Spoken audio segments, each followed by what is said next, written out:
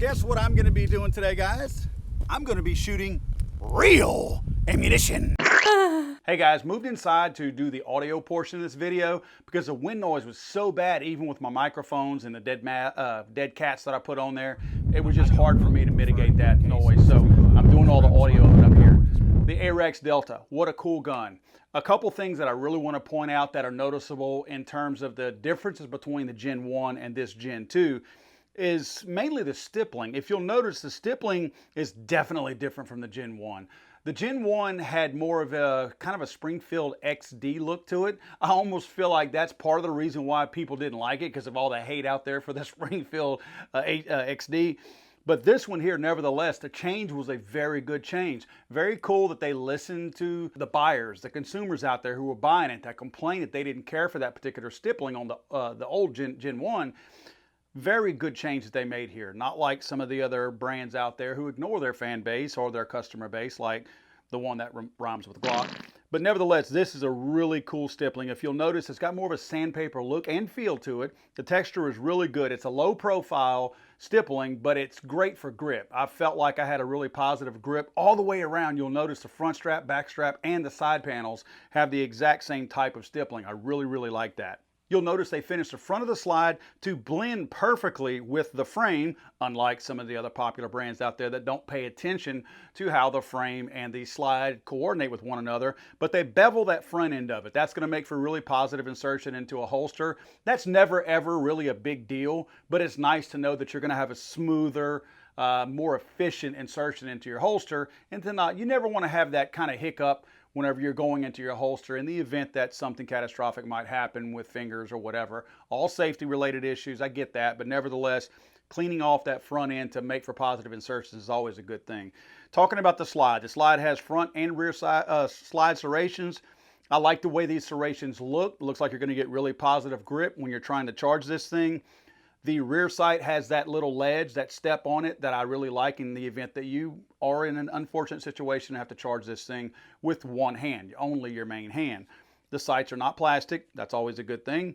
I like the little, I call it a safety brake up here. I love the fact that you have a place to put that support thumb on there. To me, pointing those two thumbs forward like that is always going to make the mind and the body send that shot a little bit more true and a little bit more forward. Kind of like shooting basketball, you aim your feet to the front. Same thing with your thumbs. Aim them forward and you're more likely to naturally aim that way without even thinking about it. Trigger guard has a nice undercut to it. It's not an over undercut. Sometimes you notice people will undercut it a little bit too much. To me, you run the risk at that point of thinning that material around that and making it too pliable, if you will. You know, you could actually squash that or bend that or something like that, and that's going to get in the way of, obviously, your trigger being able to operate because it's operating within that trigger guard. The mag release is ambidextrous. I'm not sure how I feel about that on a self-defense type gun or even a competition gun if you were to use it for competition, just because you have that access point on the right-hand side. Again, this is a true ambidextrous. It's not one that you can just swap out if you're a lefty. It's actually fully functional on both sides all the time. I do like the way that they scalloped that thing down to blend in with the frame, so it is less likely to stick out. I've heard some people that actually comment that's a little bit more difficult to release the slide, and I noticed that it was a slower release for me, but one that you get used to. You just have to know how to position your finger, understanding that it's not like some of the other oversized catches that you're going to have out there that whenever you just reach for it, it's knocking stuff free. I kind of want one in some cases that's less likely to get bumped and drop that magazine out inadvertently. The trigger is a remarkable trigger. I don't know what they're doing to these triggers. I'm going to bust this thing out for later on, a future video, and see what I can find that makes this trigger so much more crisp. I have a sneaky suspicion that maybe there's possible that there's a piece or two less of polymer in that whole mechanism where it has to go in there and engage the striker and roll the safety out of the way and all that kind of stuff. If there's any less polymer, that's less mushiness. When you have, let's just for example say 5 different parts that are interacting with one another when you're going to pull that trigger back, then that's 5 things that have even the ever so slightly, but have the potential to have a little bit of mushiness because it's not metal. Metal's not going to give near as much as obviously as that polymer is. So you got less squishiness that's going to happen. My guess is it may be something to do with that. Nevertheless, they do a great job with this trigger. This trigger is a tremendous trigger. Great little brake. It's got a very, very little bit of take up on it. Very positive whenever you take your take up off on the initial trigger pull. It's very minimal, and then you hit that wall, and buddy, when you hit that wall, the immediately next move that you make is going to be that round going down range. And again, it's very, very little take up. I like that. This is a very good trigger. When you're talking about the price point of this pistol, you're getting what some people are paying for an aftermarket trigger in the stock trigger. I like the slide catch. If you notice, it's extremely low profile, but if you're the kind of person that's using that to release that slide to send it forward, I prefer in many cases to just use my hand to do it. It's that way I know it's going to go and there's no fighting it. But in this case, if you do prefer to use that, you're going to notice that you've got a nice little shelf right there. This little line that goes horizontally across there is just enough where your finger has a good amount of grip to where you're not going to run the risk of slipping off of there if that is what you intend to do after a quick reload. Picatinny rail, they do have an extended Picatinny rail versus the Gen 1. That's going to allow you more options as far as any accessories that you want to mount on there, lights, lasers, anything of that nature. It does come with a 15-round magazine, and of course you're going to have that 15-round magazine with the base plate on the bottom of it. That's going to add 2 rounds to your overall capacity. It does come with a pretty cool little kit here. If you'll notice, this kit is a gun cleaning kit, and it's a pretty remarkable kit.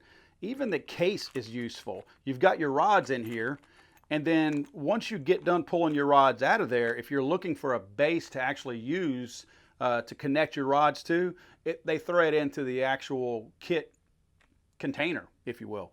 So that's pretty cool too. Again, this is a kind of little container I see. You throw it in a range bag and you're going to take it everywhere with you. I think if Arex was smart, they would somehow find a way to put their name and their logo on here, because I don't see this thing just staying in the gun case that they ship. Guys, I enjoyed this gun. I enjoyed shooting this gun. As you can see, this thing handles perfectly. I may put one of the thicker back straps. It does come with 3 additional back straps on here. I'm probably going to put the thicker one on there. My fingers are a little bit long, so the gun, it's not overly wide, thick, so the girth of it. So I think by putting that larger back strap, it's going to allow me to get a little bit more where I need to be. I did find that whenever I was putting my finger on the actual trigger, I prefer to use the pad of my finger to get more sense and feel on there.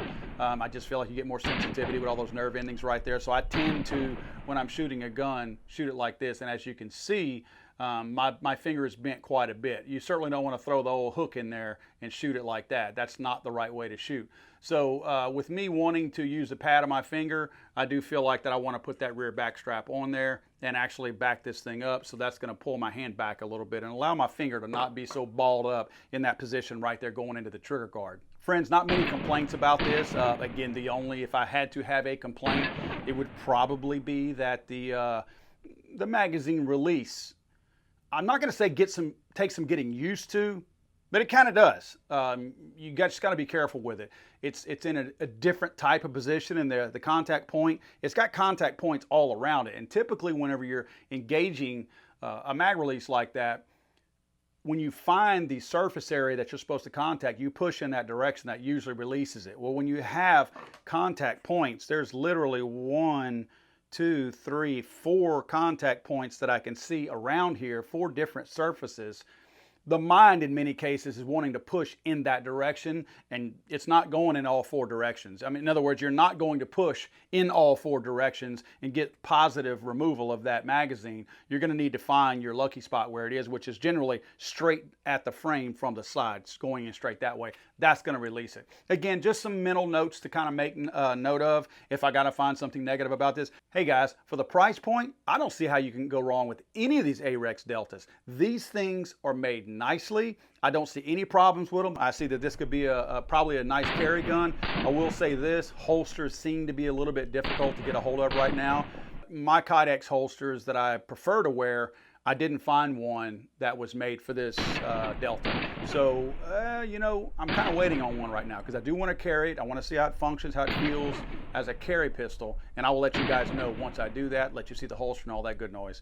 Guys, I want you to be aware right now, Not a lot of people are shooting videos with ammo in them. I don't shoot a lot. You've probably noticed that in my videos as well.